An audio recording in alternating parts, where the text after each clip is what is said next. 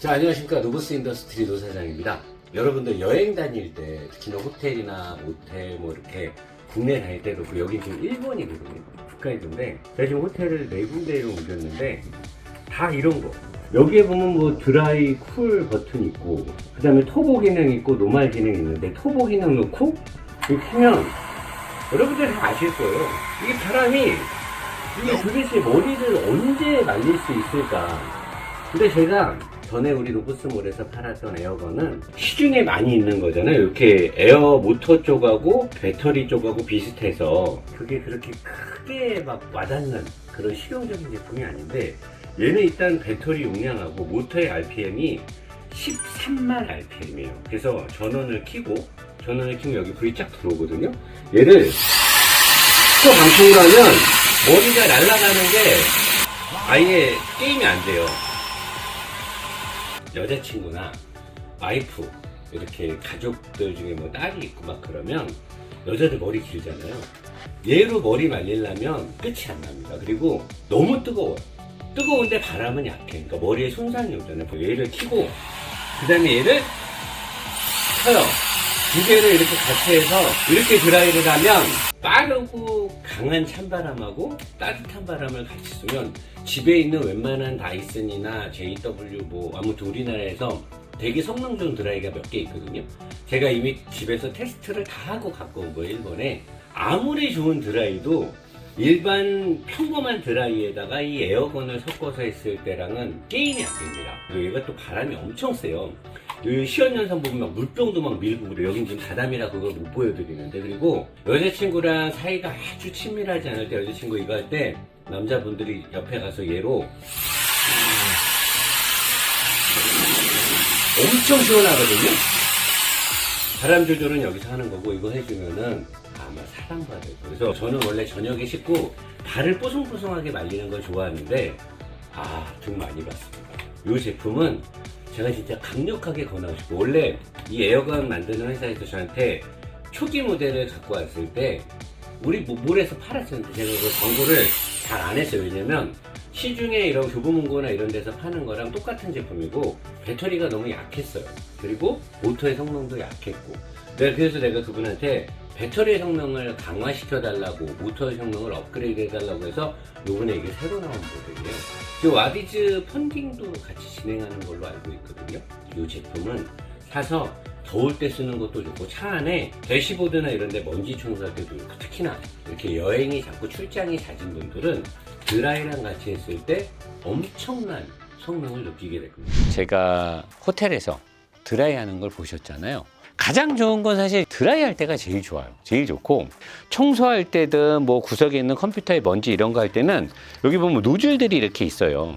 여러 가지 노즐들을 여기에 결합해서 쓸 수가 있는데, 저는 뭐 이걸 산업용이라든가 뭔가 청소를 하고 이런데 사실 사무실 청소할 때도 좋죠. 기존에 이런 제품, 여러분들 뭐 교보문고나 뭐 반디앤 루디스 막 이런 데서 보면 5만 원대부터 7, 8만 원대까지 팔리는 이 제품이 있어요. 저도 이걸 2번이나 샀고, 이것도 내가 산 제품이랑 똑같은, 지금 같은 동일 회사에서 만들어진 제품인데, 배터리를 제일 강하게, 여기 보면 모드가 있어요. 배터리를 제일 강하게 하고,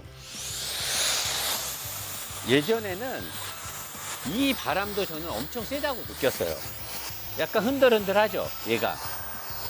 처음 쓸 땐 나는 이 작은 게 이렇게 센 바람이 나오니까 좋아했는데, 얘네들은 일단 얘에 비해서 배터리 용량이 2배 이상 커지고 연속 사용 시간도 100분이 넘어요. 제원상엔 150분 막 이렇게 나오는데, 바람을 이제 세게 하면 아예 비교가 안 되죠. 이게 조금 바닥이 미끄러운 데에서는 삼다수 물병 큰 거 있잖아요. 걔도 그냥 밀어내는데 뭐 사용할 때 너무 좋고, 사무실 청소, 특히나 이런 컴퓨터나 복잡한 기계들이 있을 때 뭐 이렇게 들고 닦기 힘들 때는 얘로 하면 너무 좋고요. 차에다 갖고 다니면 뭐 부스러기 같은 게 이제 오래되고 습기를 머물게 되면 바람을 불어도 안 날아가죠. 그래서 차 안에 대시보드나 오디오나 공조장치 틈이 되게 들어지는데, 이 미니건을 갖고 다니면서 한 일주일에 2번만, 뭐 신호대기나 아침에 시동 걸고 워밍업 할 때 살짝만 해줘도 굉장히 쾌적하게 차 안을 유지할 수 있고, 그게 곧 나의 기관지나 사소한 감기 몸살로부터도 내 몸의 면역 체계를 지켜줄 수 있는 길이기 때문에 이번에 새로 나온 이 미니건, 아까 제가 이 앞에 노즐이 없는 거예요. 로드를 살짝 하게 되면 이제 바람이 더 세지거든요. 근데 날아갑니다. 이렇게 바람이 진짜 세요. 그래서 얘를 갖고 다니면 호텔이나 뭐 모텔이나 이런데 뭐 콘도에 있는 드라이를 아예 안 써도 될 정도로 정말 바람이 셉니다. 그래서 이 제품은 제가 노 사장이 정말 강력하게 추천할 만한 업그레이드가 잘 된 제품이니까 요 같은 회사에서 나오는 청소기와 함께 구매를 하면 또 굉장히 좋습니다. 꼭 사용해 보세요. 자, 안녕하십니까. 노보스 인더스트리 그리고 노보스 게러지의 노 사장입니다. 오랜만에 자동차 리뷰를 하는 거 같네. 하체 우리기는 한 2달 만에 하는 것 같아서 사실 다 까먹었습니다. 어떻게 될지는 잘 모르겠는데 저희가 최근에 뭐 업무가 바쁜 것도 있었고 또 박민성 PD가 이제 오래돼 갖고 고인물이라서 이제 귀찮은가 봐요. 나보고 그냥 대충 알아서 하라고 하는데 알아서 할 수가 없잖아요. 그러다 보니까 주된 원인은 사실 신차 출고가 별로 없고 뉴 모델이 없고 이번에 뭐 액티온 새로 나온 것도 협찬 들어왔더라고요. 그래서 그리고 노 사장이 좀 일이 바쁘고 그래서 좀 게을러서 못한 부분 죄송하고요. 앞으로 협찬되는 대로 열심히 할 거고 요건 이제 저기 울산 쪽에서 차주분이 직접 한 달 차 나오기 한 달 전부터 저한테 협찬을 얘기를 했었고 나오자마자 가족분들 다 데리고 여기 와서 차 맡기고 이제 이 차를 타는 시점부터 타는 차는 팔아버린다고 그 차를 타고 마지막 추억 여행을 가셨어요. 휴가를 가셨고 요거 이제 뽑자마자 맡겼는데 제가 얼마에 샀냐 물으니까 4,500만 원이 살짝 넘는데요. 그래서 내가 야 우리나라 벤이 비싸구나. 근데 차주분 말로는 수입차들은 너무 비싸대요. 한 6,500 이상을 줘야 그때부터 스타트가 되고 또 배기량이나 세금 문제도 걸리고 해서 자기는 이걸 샀다고 했는데 실내 옵션도 괜찮고 뭐 다 좋다고 하더라고요. 2.2 디젤 엔진. 2.2 디젤이면 현대자동차가 주로 옛날에 썼던 R 엔진 스펙이잖아요. 예전에 쌍용도 2.2를 썼었나?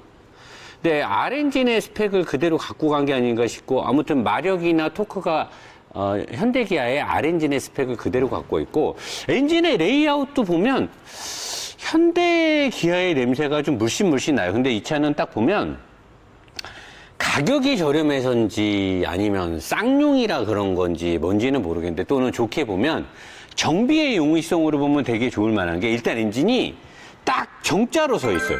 보통은 이제 엔진을 살짝 눕히거나 이렇게 해서 무게중심을 바꾸거나 흡배기의 라인을 유리하게 하거나 뭐 이렇게 하는데 얘는 그냥 엔진을 정자로 딱 옛날처럼 그대로 딱 세워놓고 이쪽에 흡기, 이쪽에 배기인데 흡기 요게 보면 이제 인터쿨러 앞쪽으로 터보니까 여기 터보잖아요.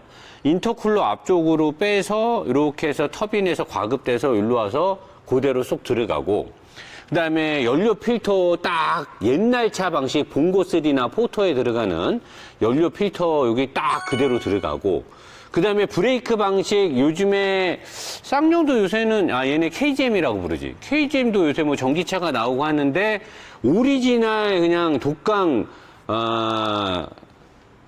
저거를 뭐라고 그러더라? ABS 하이드로. 하이드로백. 오리지널, 오랜만에 해가지고. 잠깐, 오리지널 하이드로백 독감. 근데 하이드로백에 무슨 뭐, 세밀하게 뭘 진단하려고 아무튼 센서를 달아놨는데, 하이드로백 들어가고, 차 중량이 꽤 큰데, 얘가 크게도 있고 중량이 좀 나가고, 픽업 트럭이니까 뒤에다 짐을 싣게 되면 이제 전체적인 총중량이 많이 나갈 텐데, 텐덤 마스터 실린더, 이 오페라 실린더의 크기가 존만합니다. 이런 표현이 너무 적절하네. 아무튼 되게 작은 오페라 실린더가 들어가는데 이렇게 작은 실린더에서 밀어내는 오일 압력으로 물론 텐덤 마스터 여기 하이드로백에서 진공압의 힘을 좀 받는데 근데 제가 어차피 여기로 들어와서 ABS 모듈 그러니까 이쪽에서 약간 전자식의 펌핑을 받을 수도 있을 것 같긴 한데 전자식 이 브레이크 ABS 모듈 시스템은 뭔가 좀 되게 단아하고 좋아진 듯이 보여요.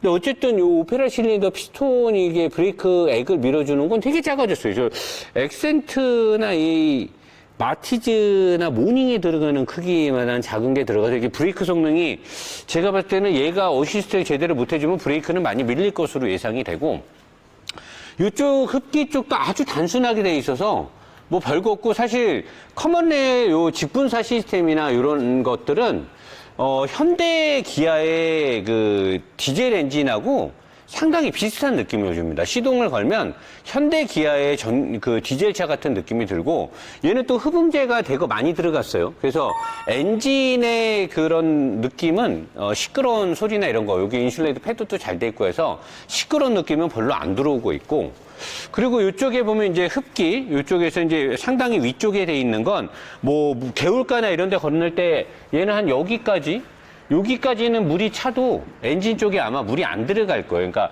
바퀴 요 휠하우스 끝단 말고 바퀴에 한 5분의 4 정도까지는 잠겨도 건너가는 데는 이상이 없어 보여요. 그래서 여기로 들어온 공기가 바로 이쪽에 와서 터빈에서 과급이 되는데 이쪽에 보면 지금 밑으로 빠진 관이 하나 있거든요.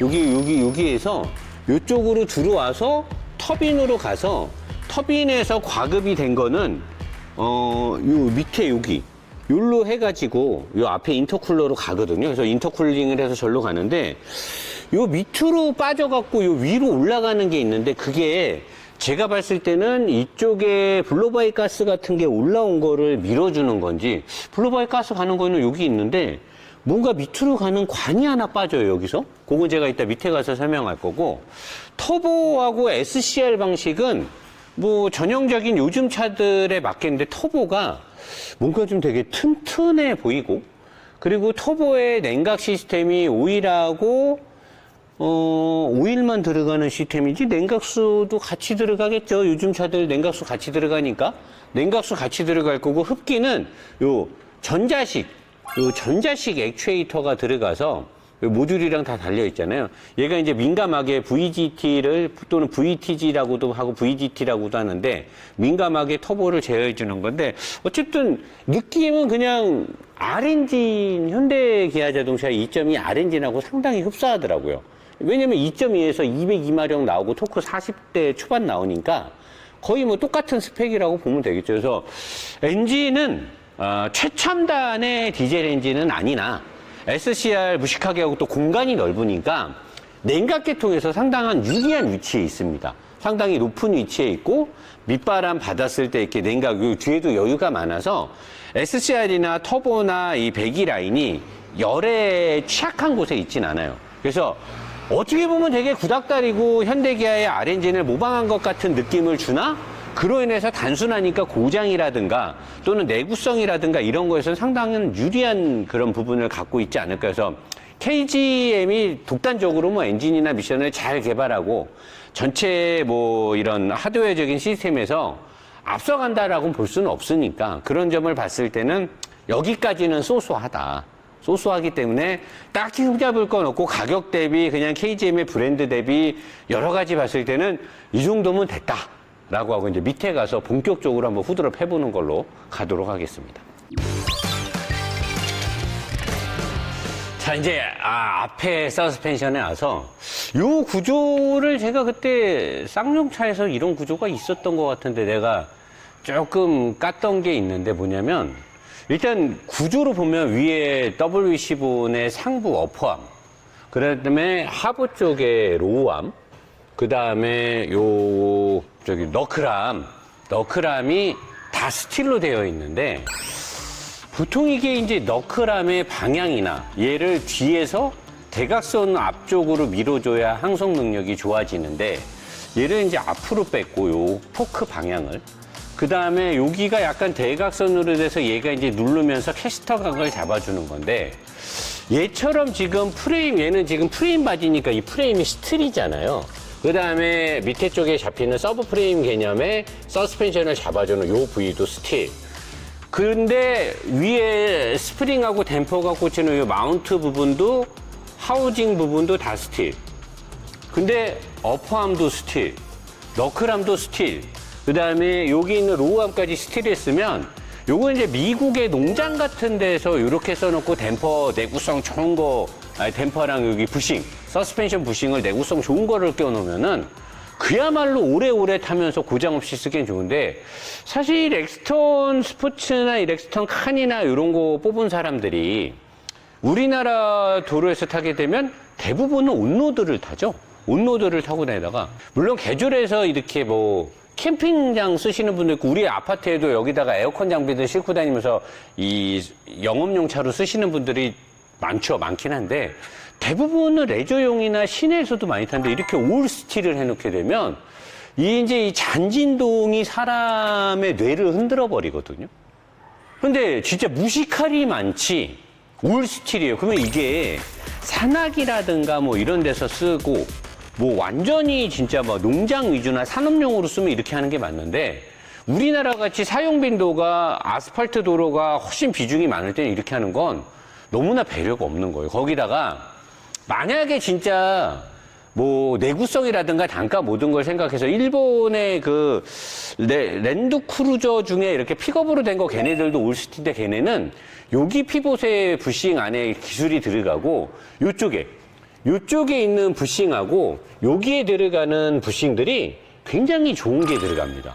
그래서 걔네들이 흡수해주는 충격 흡수나 잔진동 펄스의 흡수율이 되게 높고 그리고 걔네들은 이런 급이면은 중량이 이렇게 나가고 이렇게 올 스틸을 쓰면 이 댐퍼를 더 두껍고 더 긴 거를 써요. 얘는 지금 아반떼급에 들어가는 댐퍼가 들어갔어요. 밑에도 이렇게 끝까지 댐퍼가 안 가고 밑에 로드를 걸어가지고 스틸을 해놨는데 이렇게 되면은 이 땡 쳤을 때나 이렇게 위아래로 움직이면서 생기는 잔진동의 펄스가 쫙 타고 일로 가죠.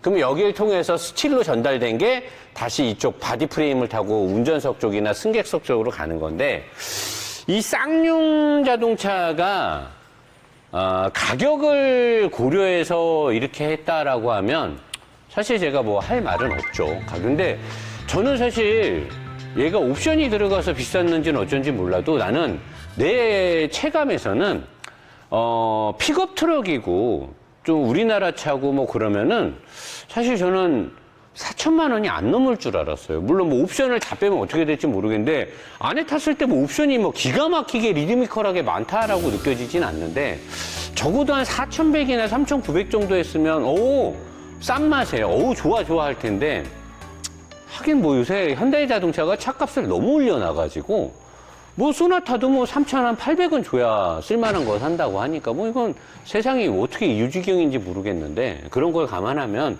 과연 얘를 비싸다고 감히 자신 있게 말할 수 있는 사람이 누가 있는지 모르겠는데 가격은 가격인데 가격을 비교해서 리뷰를 해야 되니 근데 구성은 튼튼하게 만든 거 외에는 내가 봤을 때는 어떤 탑승자나 운전자를 위한 배려는 적용되지 않았다. 알루미늄이 아예 없잖아요. 그리고 브레이크는 얘가 지금 중량이 꽤 나가잖아요, 차가. 근데 텐덤 마스터 실린더, 그 오페라 실린더에 브레이크 액을 밀어주는 피스톤이 요만해요. 요만한 거 2개 들어가 있다고? 보통 차들이 걔가 크기가 한 요만한데, 한 이만한데, 얘는 한 요만한 게 들어갔더라고. 이거 요만한 거랑은 체감이 크잖아요. 그래서 거기에 맞게 브레이크가 작고, 요 패드가 이 아반떼나 요런 애들이 쓰는 요만한 패드가 들어갔어요. 전체 패드 크기는 근데 사실 성면 크기는 요만하거든요. 그러니까 그런 거 볼 때 얘가 이제 급브레이크를 밟게 되면 제가 볼 때 요걸 딱 보는 순간 무슨 생각이 들었냐면 와인딩은 가지 말자. 왜냐면 날아갈 때 브레이크를 한번 세게 밟아갖고 차를 깍 한 다음에 차를 날려줘야 내가 생명을 보장할 수가 있는데 이렇게 되면 끝까지 우웅 하고 밀리거든요. 얘 자체가 얘를 세게 못 잡으니까. 그럼 이런 것들도 모르겠어요. 부드럽게 쓰기 위한 배려를 썼다? 저는 그렇게 보여지진 않아요. 얘를 더 크게 쓰면 가격 단가의 상승도 많을 것이고 얘가 커져서 브레이크 능력이 세지면 차 전체의 지오메트리 능력도 확 올라가야 돼요. 왜냐면 급브레이크를 잡았을 때 브레이크가 차를 세운 능력이 강하면 모든 하중에 대한 부담을 서스펜션이 다 떠안아야 되거든요. 근데 얘를 꽉 잡았는데 서스펜션이 안 좋으면 차가 이제 틀어지게 되죠. 그러면서 사고가 나니까 그래서 브레이크도 뭐 그냥 무난하게 부드럽게 세팅한 게 아니야. 이런 걸 봤을 때 또 한 번 탑승자와 운전자에 대한 배려는 별로 없구나. 역시 쌍용이 KGM이 됐고 KGM은 또 그랬구나. 뭐 핸들과 그랬대. 그러면서 얘네들이 핸들을 잡고 그랬다라고 보면 될 것 같습니다. 뒤로 가겠습니다. 자, 뒤에 서스펜션은 일단은 뭐 여기 안에가 큰 것으로 보아 이 안에 사이드 브레이크가 이 안에 있는 것 같아요. 맞네. 이 안에 사이드 브레이크 드럼 슈가 이 안에, 야, 이건 진짜 옛날 애들이 쓰는 방식인데, 용달이나. 이 안에 사이드 브레이크 드럼 슈가 들어있고, 확 쏠려버리는 솔리드 디스크. 근데 다행인 건 얘가 두꺼워요. 얘가 이제 좀 두꺼워가지고, 요거는, 근데 얘 중량에는 사실 두꺼운 게 아니죠. 솔리드인데, 요거는 뭐 딱히 깔 건 없어요. 왜냐면 앞브레이크의 형상과 세팅을 봤을 때, 뒤를 잘 알리는 만무하고요. 그리고 이제 뒤에는 댐퍼가 앞에보다는 좀 두꺼워 보이긴 한데 제가 봤을 때는 불안합니다. 얘네가 저는 사실 이 차를 별로 관심이 있어 하는 차가 아니고 저는 픽업 트럭은 사실 미국 거만 좋아하기 때문에 일본의 뭐 토요타나 이런 애들, 닛산 애들이 만든 것도 저는 별로 관심이 없고 그냥 픽업 트럭은 미국 애들이 원조니까 걔네 거 뭐 포드나 GMC나 아니면은 뭐 GM이나 이런 애들이 만든 걸 좋아하긴 하는데 걔네들은 이미 한 70년, 80년 전부터 만들다 보니까 되게 그 노하우가 보여요. 딱 보면, 아, 얘네가 이렇게 만들어서 이게 좋구나. 근데 쌍용이나 이 KGM은 사실 뭐, 처음부터 뭐 코란도 만들고 무쏘 만들고 잘했다고는 하는데 이런 걸 보면 저는 좀 부족해 보이는 게 2차급의 요 정도 크기의 댐퍼는 뒤에다 짐을 실잖아요? 그러면 얘 댐퍼가 이 차의 흔들림을 억제하기에는 턱없이 부족할 거예요. 턱없이 부족하고 스프링도 제가 봤을 때는 그렇게 강하게 잘 할 것처럼 보여지지 않고 가장 우려가 되는 거는 뒤에 얘가 그래도 한 300kg 이상의 짐을 실을 수 있을 거란 말이에요. 그 뒤에 사람이 앉게 되면 뒤쪽에서 거의 한 600kg 가까이의 무게 증가가 이제 적재를 했을 때 생기게 되고 그때 이제 코너를 들어가게 되면 뒷바퀴가 받게 되는 하중이 되게 큰데 얘는 10중 8구 코너에 세게 들어가면 뒤에가 굉장히 휘청휘청하면서 아마 받쳐주지 못할 거예요. 왜냐? 뒷바퀴의 가장 바깥쪽 부분에 이 뒷바퀴에 바퀴를 잡아주는 서스펜션이 요 리지드 엑셀의 밑에 있는 이 로어암인데 얘의 위치가 원래는 좀 더 이쪽으로 나와야 돼요. 얘가 그러니까 좀 더 이렇게 이쪽으로 나와서 바깥쪽을 잡아야 되고 위쪽에 있는 어퍼암이 요 어디에서 요로 내려가서 얘를 좀 잡아주거나 어떻게 해야 되는데 아니면 안쪽으로 쭉 빼가지고 안쪽 어딘가에서부터 이 로드가 쭉 내려와야 되는데요. 얘는 여기에 있잖아요. 여기에 되게 작은 로드가 여기에 있는데 얘는 저 안쪽에 있으니까 제가 이따 밑에 가서 얘기하겠지만 이 뒷바퀴의 뒷대우라고 하죠. 뒷바퀴의 이 리지드, 뒤에 디퍼렌셜의 구동축의 이 덩어리를 이쪽 바퀴와 왼쪽 바퀴와 오른쪽 바퀴를 이 서스펜션 암이 제어를 하려면 두껍게 길게 최대한 바깥쪽을 잡아줘야 되는데 얘는 그 구성을 못하고 있어요. 그래서 나는 이게 아까 차를 처음에 딱 띄우고 봤을 때 무슨 이유로 이렇게 로드를 잡아놨을까를 봤을 때 가장 싸고 가장 조립이 용이하고 별도로 뭔가를 개조를 안 해도 되는 그런 방식을 채택하고 있는 거예요. 근데 정말로 자기네가 차를 여러 대를 생산을 하면서 픽업 트럭을 그냥 뭐 디자인하고 제품 라인업에 뭐 정통 픽업 트럭하고는 경쟁을 안 할 거고 우리는 그냥 우리 라인업에서 여러 가지 베리에이션을 갖고 우리 한국의 도로 환경에 맞게끔 그냥 시내만 깔짝깔짝 다니고 하니까 이렇게 해도 충분하다. 그러기에는 KGM은 차종군이 SUV만 몇 대를 만들고 있는데 이왕 만들 거면 제대로 만들어야 되는 거 아닙니까? 옛날에 무쏘 만들듯이. 근데 이런 구성으로 서스펜션을 만들어 놓으니까 사람들이 이 차를 타보고 코너 같은 데 돌아보거나 이렇게 우회전 좌회전 해보면 입에서 막 욕이 나가. 그러면서 아이면 싸니까. 싸긴 개뿔 4,500이면 나 같으면 그냥 포드나 콜로라도 중고를 사고 말지. 뭐 기름값 때문에 그런다고 하면 그러면 뭐 포드 레인저 그 뭐 와일드 트랙 그거 중고 사면 되잖아요. 그거 사지 굳이 이걸 사서 뭐 옵션이 조금 뭐 전자장비가 좀 잘 돼 있다고 뭐 얼마나 잘 돼 있다. 그래서 이런 걸 봤을 때 정말 차를 만들 때 제조사가 얼마만큼 깊은 고민을 하고 이 차를 사용하는 사용자들을 위한 세팅을 하느냐를 봤을 때 그러니까 인기가 없는 거 아니냐, 사람들한테 무시를 받는 거 아니냐라는 그런 생각이 듭니다. 밑으로 가겠습니다. 밑으로 와서 우리 박민성 PD가 방금 저를 밖에 데리고 나가더니 이 차는 대표님 3,300만 원부터 시작이니까 싼 차가 맞습니다 그러는데 3,300짜리 이 렉스턴 스포츠나 칸이 팔렸다는 걸 제가 들어본 적이 없어요. 대부분 다 4,000이 넘는 걸로 알고 있어서 이 차주분은 이걸 4,600짜리인가 거의 옵션을 다 넣고 샀다고 하더라고요. 그리고 뭐 언더바 밑에 이게 발판하고 뭐 뒤에 뭐 달고 해서 5,000 넘게 들었다고 하는데 그럼 4,000이라고 하면 그럼 뭐 싸면 싸다라고 볼 수도 있는데 그러면은 뭐 다 용서할까요? 4,000이면 다 용서할까요? 그냥 싸니까? 근데 저는 사실 그렇지는 않는데 어쨌든 앞을 보면 얘가 지금 플라스틱이에요. 힘을 못 받을 거란 말이에요. 그럼 어디 언덕 같은 데를 넘어가든 뭐 이렇게 안 좋은 데를 다니다가 뭔가 이렇게 뭔가를 여기를 탁 치잖아요? 그럼 사실 이 앞에가 요 프레임이 요 밑에가 이렇게 연결이 돼 있어야 되거든요? 얘는 지금 연결이 안 돼 있고 이렇게 위에서 내려와서 이렇게만 돼 있어. 이렇게만 돼 있는 상황에서 이제 냉각수 라디에이터랑 엔진 라디에이터가 이렇게 같이 돼 있고 터보 인터쿨러는 저 위에 있어요. 차라리 터보 인터쿨러를 밑으로 빼는 게 낫지 않을까 싶은데 냉각수하고 에어컨 콘덴서가 이렇게 무방비로 노출이 돼 있어요. 여기에 지금 부직포가 요 앞에 이렇게 있어요. 부직포가. 그러니까 뭘 넘어갔을 때 뭔가가 여기를 퉁 치고 가면은 냉각계통 그냥 사망이에요. 냉각계통이. 어떻게 라디에이터랑 이거를 밑에를 이렇게 오픈 개방용으로 놓을 생각을 했는지. 그리고 이런데 이렇게 파이프가 밑으로 나와 있는 건 이건 상당히 안 좋거든요.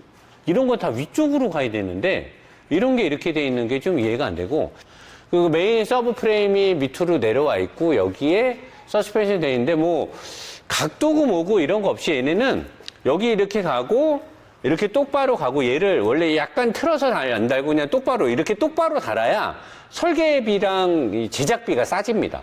여기에 이제 각도를 주게 되면 고급 기술이 들어가면서 설계 공법이라든가 생산 단가가 올라가는데 FM대로 달고 쭉 간 다음에 여기를 튼 거예요, 여기를.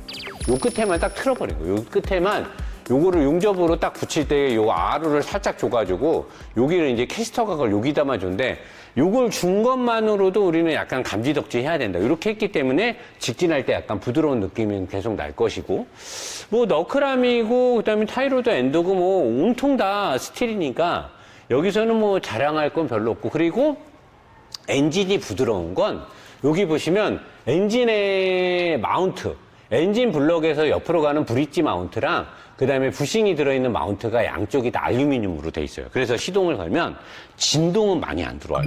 굉장히 부드럽게 되는데 저렇게 되면 이제 엔진이 흔들리는 거를 억제하는 능력은 좀 떨어진다. 얘는 어차피 뭐 와인딩에서 날아가는 차는 아니니까 엔진 진동은 차 안으로 많이 안 들어오게끔 억제 정책은 많이 썼고 앞쪽에 이 엑셀은 아예 여기 차체에서 분리를 해서 자유도를 주면 좋을 법도 한데 자유도는 주지 않았고 이 묶어놨는데 이게 스틸이잖아요. 스틸의 이쪽에 스틸 쪽에 연결되는 여기 스틸 쪽으로 연결되는 모든 것으로 이 앞에 리지드 엑셀이 다 잡혀 있으니까 여기서 생기는 진동에 대한 모멘트, 진동 펄스 구동 저항은 차체로 다 들어옵니다. 굉장히 안 좋아요. 그래서 얘는 사륜을 넣고 다닐 때 우웅하고 앞바퀴 쪽에서 생기는 구동축에 대한 진동과 저항은 다 핸들을 타고 또는 바닥을 타고 다 들어와요. 굉장히 싸구려 세팅으로 돼 있는 거고. 그 다음에 이 스티어링 시스템은 알루미늄을 썼죠. 여기다 이제 렉타입으로 해서 했는데 요거는 그래도 뭐 좀 렉타입을, 이 급에서는 렉타입을 안 쓸 수가 없으니까 요거는 뭐 그냥 기본이니까 이것까지 뭐 싸구려를 썼으면 그건 난리가 나는데. 그리고 드라이브 샤프트 앞쪽으로 가는 거 이쪽에서 가는데 요 기어박스를 알루미늄으로 한 거는 그나마 큰 배려가 있는 겁니다. 여기서도 이제 저항이 엄청 많이 생기는데 진동 밸런스가 엄청 많이 생기는데 전자식으로 사륜을 조절해서 앞쪽으로 구동을 보내는 건데 요거는 그래도 잘했다고 제가 칭찬할게요. 쌍용 KGM이 사륜 시스템은 그래도 나쁘지 않죠. 근데 여기까지는 잘했는데 요 마운트를 또 스틸로 이렇게 잡아버리면 스틸로 잡을 때도 좀 좋은 소재를 쓰고 여기다 부싱을 넣고 이렇게 잡아줘야 되는데 부싱도 없이 그냥 스틸로 그냥 냈다가 딱 꽂는 게 제일 싼 거. 이거 굉장히 안 좋은 거예요. 이거는 진짜 성의가 없던 거예요. 드레인 볼트, 아니, 그러니까 이 마운트, 미션 마운트를 이렇게 설계한다는 거는 그냥 미션을 그냥 고정만 하겠다, 볼트로.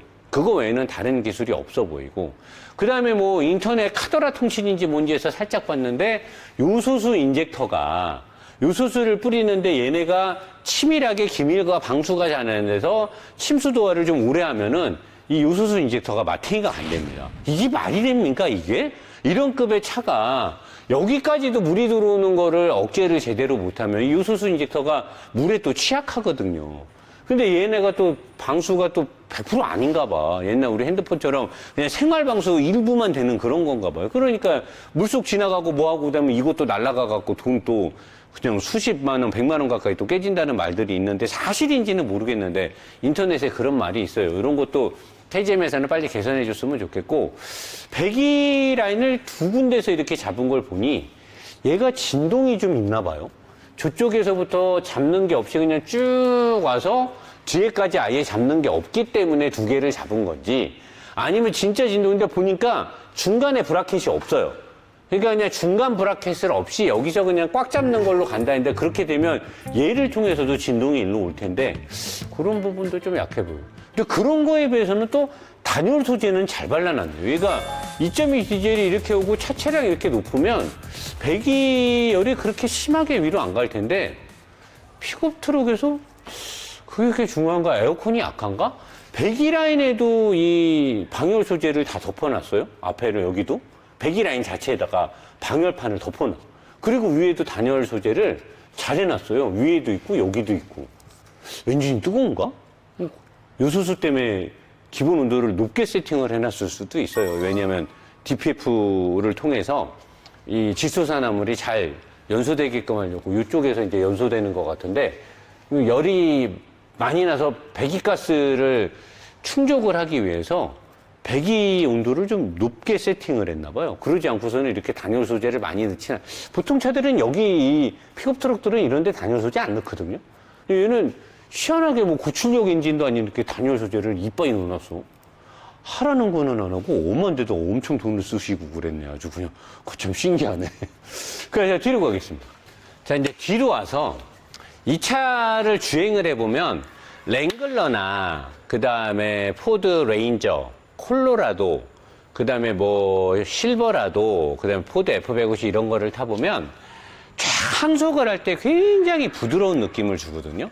이게 항속을 하게 되면 여기 이제 최종 감속비가 걸리는 여기서 진동이 생기면, 얘는 이쪽에서 기어가 들어와서 헬리컬 기어가 이렇게 물리잖아요. 그러면 여기서 90도로 이 기어를 회전비를 꺾어버리기 때문에, 그리고 디퍼렌셜도 있고 그러니까 여기서 진동이 되게 많이 생겨요. 그래서 내가 고급차들은 요 디퍼렌셜 하우징이 다 알루미늄으로 돼 있다라고 칭찬을 하잖아요. 그리고 요게 알루미늄으로 하기에는 강성이 필요한 차거나 싸게 할 때는 얘를 스틸로 만들고 뒤에 이쪽 커버를 알루미늄으로 만들어 붙인 다음에 여기다가 후크를 걸어가지고 차체에다 연결을 시켜요. 여기서 알루미늄이 진동을 흡수할 수 있게끔. 근데 이런 차들은 그렇게 못하니까, 그래서 이런 차들은 요 프로펠러 샤프트에 고급 기술이 들어가요. 그래서 여기도 유니버설 조인트가 들어가고 여기도 유니버설이 들어가고 여기도 들어가니까 꺾기가 3번 들어간 거잖아요. 그러니까 얘네가 돌 때 드르륵 그게 이게 소리는 안 나더라도 꺾기는 요 부위에서 진동이 발생한단 말이에요. 그래서 그게 여기를 통해서 또는 여기를 통해서 온 진동이 다 타고 차체로 가는 거예요. 그렇기 때문에 이 프로펠러를 설계할 때도 굉장히 고급 기술이 필요하고, 이 디퍼렌셜 하우징도 굉장히 좋은 소재를 쓰고 막, 이거 보세요. 여기다가 이 진동 댐퍼 큰 거 단 거 보세요. 진동이 많이 생기기 때문에 이걸 단 거예요. 그래서 이런 데 진동을 억제하기 위해서 고급 소재인 진동 MVH의 탁월한 감쇄 효과가 있는 알루미늄 합금을 쓰는 건데, 우리 모 교수님은 알루미늄 합금은 진동 감쇄 못 한다고 경량에만 쓴다고 웃겼는데, 진동 감쇄를 하기 위해서 또는 진동을 억제하기 위해서 이렇게 진동 펄스를 다는데 그만큼 진동이 많아요. 근데 얘는 요거를 단 건 잘한 건데, 어쨌든 이 하우징이나 프로펠러 샤프트 등을 봤을 때는 미국 차들에 비해서 현저하게 주행 중에 아늑하고 부드럽고 고급진 느낌을 못 주는 그런 상황이고, 대신에 값이 싸다로 퉁쳐야 되는 현실이 된 거고, 아까 제가 제일 안타깝다라고 했던 건 요게 사실은 좀 더 안쪽에서 이렇게 와서 여기를 딱 잡고, 요걸 잡을 때도 최대한 끝단을 잡아야 되는데 더 이상 못 가죠.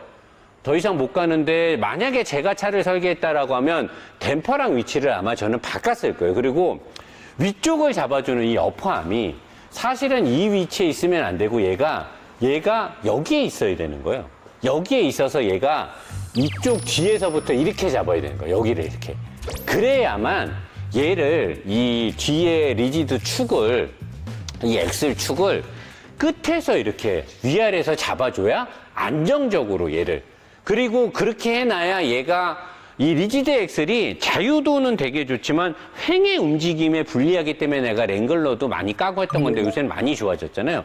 그래서 이 리지드 엑셀의 이 안쪽에 있는 부싱을 되게 좋은 거를 끼고 이 억제되는 이 텐션바라고 하나 요거 이름이 있는데 제가 지금 뭐 요새 하체 우리가 한동안 안 까먹었는데 얘를 잘 달고 얘를 잘 만들면 이 리지드 엑셀도 횡의 움직임의 억제 능력이 좋아져요. 근데 얘는 위에 게 너무 짧게 안쪽에서 그냥 형상만 가지고 하기 때문에 위아래로 거칠게 움직이는 것도 억제하기가 어렵고 이렇게 해놓으면 횡에 대한 능력, 횡의 억제 능력은 그러니까 횡의 움직임, 양옆으로 움직임, 자동차가 움직일 때 코너를 돌 때는 이게 옆으로 엄청나게 하중 변화가 있거든요. 근데 이렇게 해놓으면은 거의 뭐 전문 용어를 쓰다면 좆대마스 막 이런 말이 나오는 거예요. 좆대는 거예요, 이렇게 되면.